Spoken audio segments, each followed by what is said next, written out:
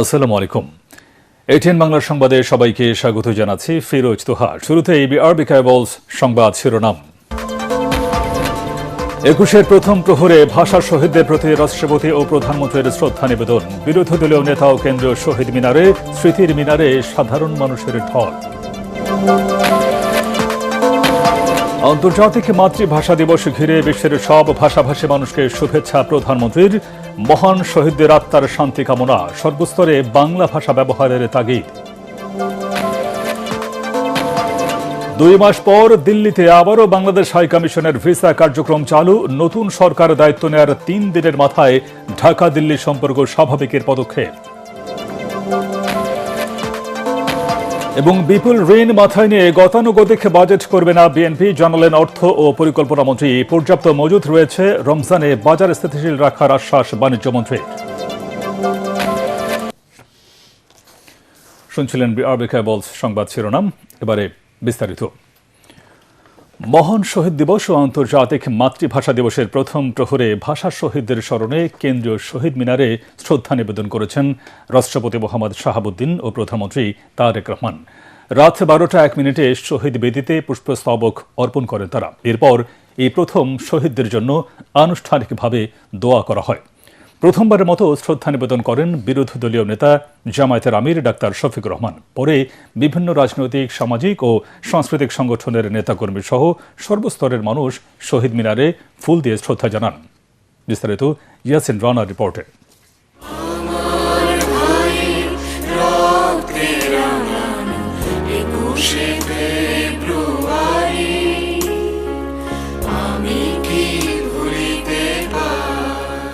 একুশে ফেব্রুয়ারি পৃথিবীর মধ্যে শুধুমাত্র ভাষার জন্য জীবন দেয়া বাঙালি জাতির এক অহংকারের দিন।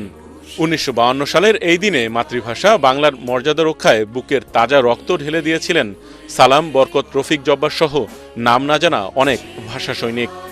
সেই আত্মত্যাগের স্মরণে প্রতি বছর এই দিনটি মহান শহীদ দিবস ও আন্তর্জাতিক মাতৃভাষা দিবস পালিত হয়। ২১-এর প্রথম প্রহরেই ফুলেল শ্রদ্ধায় জাতি স্মরণ করে ভাষা শহীদদের।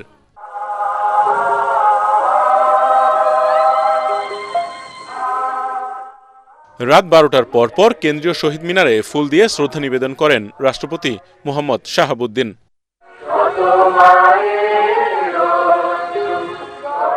এরপর প্রধানমন্ত্রী তারেক রহমান শহীদ বেদিতে পুষ্পস্তবক অর্পণ করে জাতির পক্ষ থেকে গভীর শ্রদ্ধা জানান। রহমান শহীদ মিনারের মূল বেদিতে পুষ্পস্তবক অর্পণ করলেন।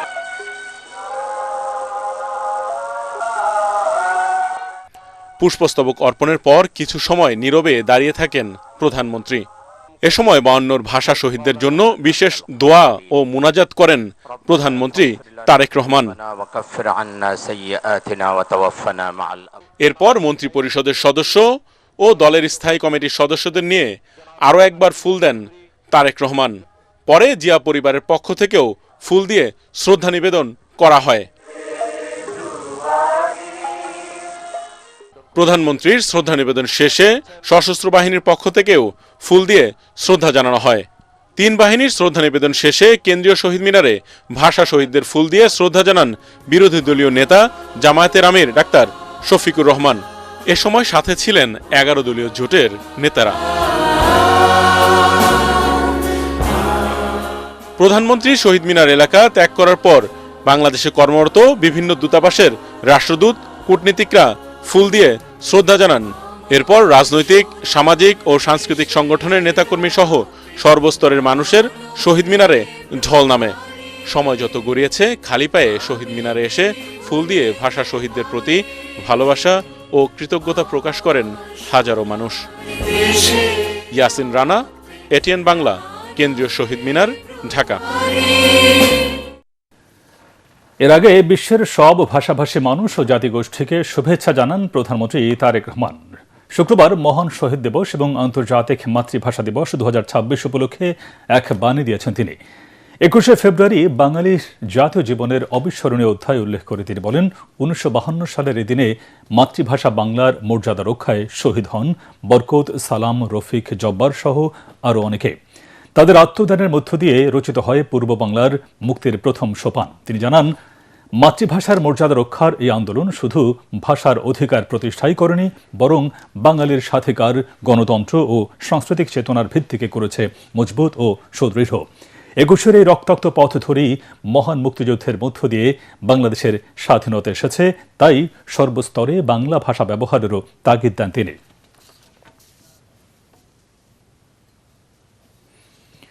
২ মাস বন্ধ থাকার পর ভারতের রাজধানী দিল্লিতে আবারও ভিসা কার্যক্রম চালু করেছে বাংলাদেশ হাইকমিশন।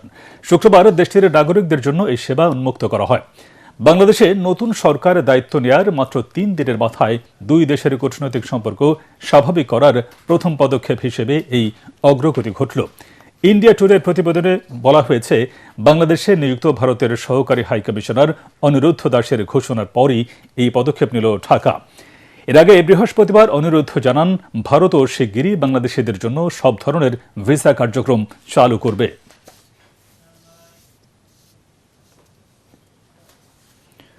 শিক্ষা প্রতিষ্ঠানে পুনঃভর্তি ফি আগামী বছর থেকে নেওয়া হবে না বলে জানালেন শিক্ষা প্রতিমন্ত্রী ববি হাজ্জাজ।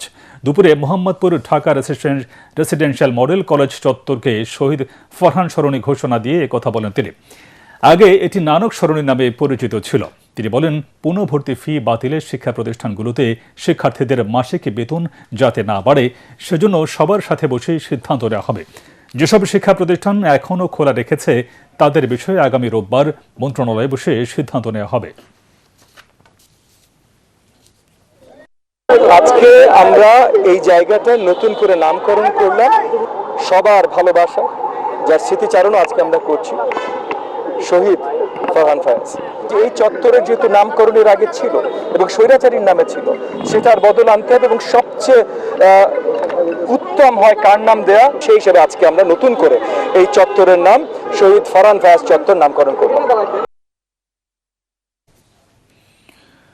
বিপুল ঋণ মাথায় নিয়ে বিএনপি গতানুগতিক বাজেট করবে না, স্পষ্ট জানিয়ে দিলেন অর্থ ও পরিকল্পনা মন্ত্রী আমির খসরু মাহমুদ চৌধুরী। চট্টগ্রামে নিজ বাড়িতে সাংবাদিকদের একথা বলেন তিনি। অন্যদিকে বাণিজ্য, শিল্প এবং বস্ত্র ও পাট মন্ত্রী খন্দকার আব্দুল মুক্তাদির জানালেন, পর্যাপ্ত পণ্য মজুদ রয়েছে, তাই রমজানে বাজার স্থিতিশীল থাকবে। বিস্তারিত জানাচ্ছেন কামরুজ্জামান রাজীব।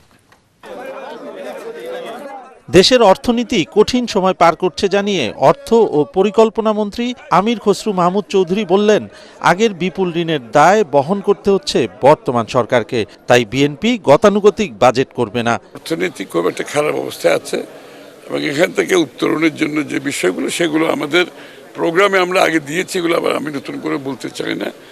আশা করি একটি বড় ধরনের আমাদের আমরা ডিরেগুলেশন, লিবারালাইজেশনের মাধ্যমে অর্থনীতিকে মুক্ত করতে চাই, অর্থনীতিকে জনগণের দ্বার প্রান্তে পৌঁছাতে চাই। এই যে ওভার রেগুলেটেড করে কিছু লোক পৃষ্ঠপোষকতার মাধ্যমে সুযোগ নিয়েছে, সেটা থেকে বেরিয়ে আসতে হবে, সেটাই হবে মূল উদ্দেশ্য। আমির খসরু বলেন, অর্থনীতিতে সকলে অবদান রাখতে পারে, উন্নয়নের সুফল সবার কাছে পৌঁছতে পারে এমন সুযোগ সৃষ্টি করা হবে। চট্টগ্রাম মহানগরীর কাট্টলির নিজ বাড়িতে তিনি সাংবাদিকদের জানান, চট্টগ্রাম বন্দর ঘিরে কোনো পণ্যের দাম না বাড়াতে সংশ্লিষ্টদের নির্দেশ দেওয়া হয়েছে। যে চট্টগ্রাম বন্দরকে ঘিরে যে অ্যাক্টিভিটিসগুলো হচ্ছে, এখানে অনেক কিছুর পিছনে দাম বাড়ার পেছনে অনেক কারণ আছে। চট্টগ্রাম বন্দরকে ঘিরে যে কাজগুলো চলছে, পুঙ্খানুপুঙ্খানুরূপে আমরা এগুলো বিবেচনা করছি, কোথায় কোথায় সমস্যা হচ্ছে, কেন সমস্যা হচ্ছে, সমস্যার কারণে এগুলোর দাম বাড়ছে, এগুলোর কস্ট বাড়ছে, এই কস্ট ইন্ডাস্ট্রিয়াল প্রোডাকশনের দাম বাড়ছে, দ্রব্যমূল্যের দাম বাড়ছে। সুতরাং আমরা অনেকগুলো সমাধান দিতে পেরেছি, অনেকগুলো আমাদের কয়েকদিন সময় লাগবে। অন্যদিকে রমজানে বাজার স্থিতিশীল রাখতে পর্যাপ্ত পণ্য মজুদ রয়েছে বলে জানিয়েছেন বাণিজ্য মন্ত্রী খন্দকার আব্দুল মুক্তাদির। সিলেট ওসমানী আন্তর্জাতিক বিমানবন্দরে সাংবাদিকদের প্রশ্নের উত্তরে তিনি এমন কথা বলেন, যে সময় আমরা দায়িত্বটা নিয়েছি তার পরের দিন থেকে রোজা মাস শুরু হয়েছে, আমাদের রিয়াকশন টাইমটা ছিল না, মাঝখানে আমরা কিছু করবো সেরকম ছিল না। কিন্তু ভালো দিকটা হচ্ছে আমাদের হাতে যে পরিমাণ সরবরাহ আছে, সেই সরবরাহ বাজারে মূল্য স্থিতিশীল রাখার জন্য পর্যাপ্ত। সুতরাং এটির জন্য কোনো শঙ্কার কারণ নেই। মন্ত্রী জানান, বাণিজ্য মন্ত্রণালয়ের প্রধান দায়িত্ব হলো নিত্য প্রয়োজনীয় খাদ্য সামগ্রীর দাম স্থিতিশীল রাখা। যুক্তরাষ্ট্রের শুল্ক বাড়ানো ও বিভিন্ন দেশে যুদ্ধের কারণে বিশ্ব অর্থনীতি চ্যালেঞ্জের মুখে। সেই প্রভাব কাটিয়ে দ্রুতই বাণিজ্যের ভিত শক্তিশালী করা হবে বলেও আশ্বাস দেন বাণিজ্য মন্ত্রী। কামরুজ্জামান রাজীব, এটিএন বাংলা। ভঙ্গুর অর্থনীতি থেকে উত্তরণে বিএনপি সরকারকে রাজনৈতিক স্থিতিশীলতা নিশ্চিত করে দীর্ঘমেয়াদী ব্যবসা বান্ধব পরিকল্পনার তাগিদ দিয়েছেন অর্থনীতিবিদরা। সিপিডির সম্মানীয় ফেলো ডক্টর মুস্তাফিজুর রহমান বলেন, আর্থিক খাতে শৃঙ্খলা ফেরানোর পাশাপাশি বাড়াতে হবে রাজস্ব আয়। সেই সঙ্গে উন্নয়নের নামে ঋণের ফাঁদে পা না দিতেও নতুন সরকারের প্রতি পরামর্শ দেন তিনি। আরও জানাচ্ছেন তরিক ইসলাম। তারেক রহমান সশস্ত্র চিত্রে শপথ করিতেছি যে নানান চড়াই উতরাই পেরিয়ে বিএনপি চেয়ারম্যান তারেক রহমানের নেতৃত্বে গঠিত হয়েছে নতুন সরকার। বাংলাদেশকে অর্থনৈতিকভাবে সমৃদ্ধ আত্মনির্ভরশীল রাষ্ট্র গড়ার প্রত্যাশা বিএনপি সরকারের। বিশেষজ্ঞরা বলছেন, আর্থিক সংকট মোকাবেলায় হবে বর্তমান সরকারের নতুন চ্যালেঞ্জ। ব্যয় সংকোচন ও অগ্রাধিকার ভিত্তিতে ব্যয় নির্ধারণ ও পরিকল্পনার পরামর্শ বিশেষজ্ঞদের। আমাদের রাজস্ব ব্যয় যেটা, সেটার সমান হলো আমাদের রাজস্ব আয়। আমাদের এখানে কোনো উদ্বৃত্ত নাই। পুরো উন্নয়ন কর্মসূচি হলো ঋণ নির্ভর, হয় অভ্যন্তরীণ নয় বৈদেশিক। এই ফাঁদ থেকে আমাদের বেরিয়ে আসতে হবে। আমরা যদি আমাদের রাজস্ব আয় বাড়াতে পারি, সেখানে প্রযুক্তি, প্রশিক্ষণ, আমাদের যে সংস্কার, যেগুলো নাকি অন্তর্বর্তীকালীন সরকারও শুরু করেছিলেন, সেগুলোকে আমাদের বেগবান করতে হবে। ব্যবসায়ী নেতারা বলছেন, ব্যবসা বান্ধব পরিবেশ নিশ্চিত করতে হবে। দেশি বিদেশি বিনিয়োগে আস্থা ফেরাতে নিতে হবে দীর্ঘমেয়াদী পরিকল্পনা। যে রিজার্ভ আমরা বলছি আমাদের কাছে আছে, এটা কিন্তু মেনটেন করে যেতে হবে। মেনটেনেবল রিজার্ভ, বাড়তি টাকা আমাদের কাছে নেই। কিন্তু আপনি যদি টেকনিক অ্যাপ্লাই করতে পারেন, সঠিক সিদ্ধান্ত নিতে পারেন, অনেক কিছুই করবার আছে। আর এই সব কিছু করতে গেলে সরকারের সবচেয়ে বড় বন্ধু হতে হবে ব্যবসায়ী। 300টার মতো গার্মেন্টস বন্ধ হয়ে গেছে, 50টার অধিক স্পিনিং বন্ধ হয়ে গেছে। এখন আপনি হাতে দুটো অপশন, আপনি কি নতুন করে ফ্যাক্টরি করবেন, কর্মসংস্থান করবেন, নাকি এগুলোকে উজ্জীবিত করবেন। কিন্তু উজ্জীবিত করতে গেলে আমি মনে করি এটা একটা সহজ পদ্ধতি, এবং সেখানে আপনাকে একটা প্যাকেজ নিয়ে আসতে হবে, যে প্যাকেজটা বাস্তবমুখী হবে এবং মিল কারখানাগুলো টিকে যাবে, কর্মসংস্থান হবে। অন্তর্বর্তী সরকারের 14 মাসে দেশে ঋণের পরিমাণ বেড়েছে 2,60,257 কোটি টাকা। কমেছে রাজস্ব আয়, বেড়েছে মূল্যস্ফীতি, যা বর্তমান সরকারের বড় চ্যালেঞ্জ বলছেন বিশেষজ্ঞরা। তরিক ইসলাম, এটিএন বাংলা, ঢাকা। যারা খাবারে ভেজাল দেয় তারা দেশ ও জাতির শত্রু। রমজানে দ্রব্যমূল্য যেন সহনীয় থাকে, সেই ব্যাপারে ব্যবসায়ীদের সচেষ্ট থাকার আহ্বান জানিয়েছেন ডিএমপি কমিশনার শেখ মোহাম্মদ সাজ্জাদ আলী। রাজধানীর চকবাজারে মৌলভীবাজার ব্যবসায়ী সমিতির সঙ্গে দেখা করে এই মন্তব্য করেন তিনি। বলেন, সম্প্রতি ভোক্তা অধিকারের ম্যাজিস্ট্রেটের সঙ্গে ব্যবসায়ীর বাগবিতণ্ডা অনাকাঙ্ক্ষিত। এই ঘটনার পুনরাবৃত্তি ঠেকাতে সবার সহযোগিতা চান তিনি। এদিকে মৌলভীবাজার ব্যবসায়ী সমিতির পক্ষ থেকে বাগবিতণ্ডার ঘটনায় দুঃখ প্রকাশ করা হয়।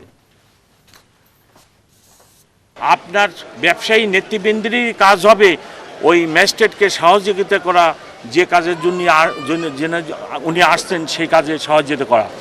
এই ধরনের ঘটনার পুনরাবৃত্তি না ঘটে সেদিকে সকলের খেয়াল রাখা। রমজান উপলক্ষে দ্রব্যমূল্য যাতে সহনশীল পর্যায়ে থাকে এবং খাদ্যে কোনোরূপ যেন ভেজাল বা কোনো কিছু না দেওয়া হয়, সেদিকে দৃষ্টি রাখার জন্য সবার সহযোগিতা কামনা করছে। আগামী 3 বছরের জন্য নতুন কেন্দ্রীয় কমিটি গঠন করেছে বাংলাদেশ জামায়াতে ইসলামী। কমিটিতে আবারও সেক্রেটারি জেনারেল পদে দায়িত্ব পেয়েছেন অধ্যাপক মিয়া গোলাম পরওয়ার। এছাড়া 59 সদস্য বিশিষ্ট কেন্দ্রীয় শুরা কমিটি এবং 88 সদস্য বিশিষ্ট কেন্দ্রীয় কর্মপরিষদ কমিটি গঠন করা হয়েছে। নতুন কমিটিতে 4 জন নায়েবে আমির এবং 7 জনকে সহকারী সেক্রেটারি জেনারেলের দায়িত্ব দেওয়া হয়েছে। ঢাকা সহ সারা দেশকে 14টি অঞ্চলে ভাগ করে সাংগঠনিক কাজ ত্বরান্বিত করতে অঞ্চল পরিচালক পদও গঠিত হয়েছে। এই কমিটির মেয়াদ শেষ হবে 2028 সালে। জামায়াত ইসলামী কেন্দ্রীয় মজলিসে শুরার এক ভার্চুয়াল বৈঠকে নেতাদের পরামর্শে এই কমিটি গঠন করা হয়। বৈঠকে সভাপতিত্ব করেন জামায়াতের আমির ও জাতীয় সংসদের বিরোধী দলীয় নেতা ডাক্তার শফিকুর রহমান। নায়েবে আমির, সেক্রেটারি জেনারেল ও সহকারী সেক্রেটারি জেনারেলরা সশরীরে বৈঠকে উপস্থিত ছিলেন। সন্ধানী লাইফ ইন্স্যুরেন্স আন্তর্জাতিক সংবাদ।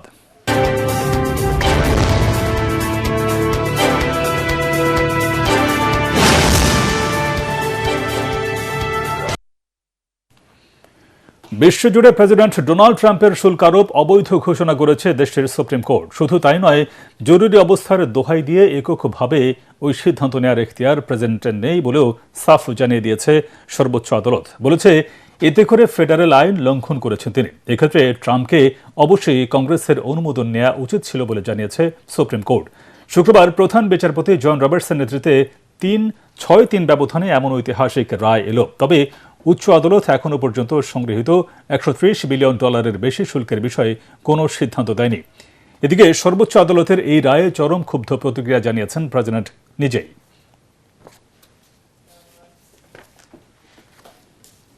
এবার খেলার খবর।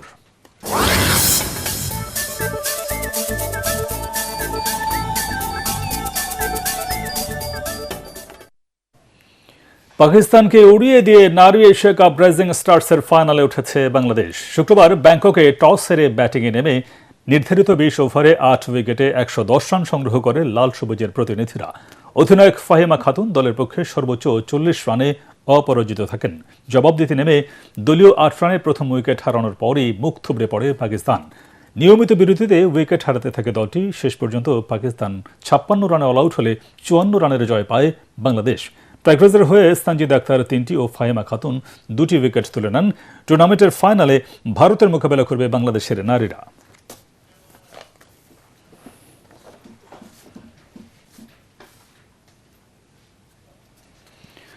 শেষ করার আগে বিআরবি কেবল সংবাদ শিরোনাম আর একবার। 21-এর প্রথম প্রহরে ভাষা শহীদদের প্রতি রাষ্ট্রপতি ও প্রধানমন্ত্রীর শ্রদ্ধা নিবেদন। বিরোধী দলীয় নেতা ও কেন্দ্রীয় শহীদ মিনারে, স্মৃতির মিনারে সাধারণ মানুষের ঢল। আন্তর্জাতিক মাতৃভাষা দিবস ঘিরে বিশ্বের সব ভাষাভাষী মানুষকে শুভেচ্ছা প্রধানমন্ত্রীর। মহান শহীদদের আত্মার শান্তি কামনা। সর্বস্তরে বাংলা ভাষা ব্যবহারের তাগিদ। 2 মাস পর দিল্লিতে আবারও বাংলাদেশ হাই কমিশনের ভিসা কার্যক্রম চালু। নতুন সরকার দায়িত্ব নেওয়ার 3 দিনের মাথায় ঢাকা দিল্লি সম্পর্ক স্বাভাবিকের পদক্ষেপ। এবং বিপুল ঋণ মাথায় নিয়ে গতানুগতিক বাজেট করবে না বিএনপি, জানালেন অর্থ ও পরিকল্পনা মন্ত্রী। পর্যাপ্ত মজুদ রয়েছে, রমজানে বাজার স্থিতিশীল রাখার আশ্বাস বাণিজ্য মন্ত্রীর। পরবর্তী সংবাদ দেখার আমন্ত্রণ জানিয়ে এখনকার মতো শেষ করছি। আর ATN বাংলা সংবাদ ইউটিউবে দেখতে ব্রাউজ করুন youtube/ATN বাংলা নিউজ। ধন্যবাদ সবাইকে।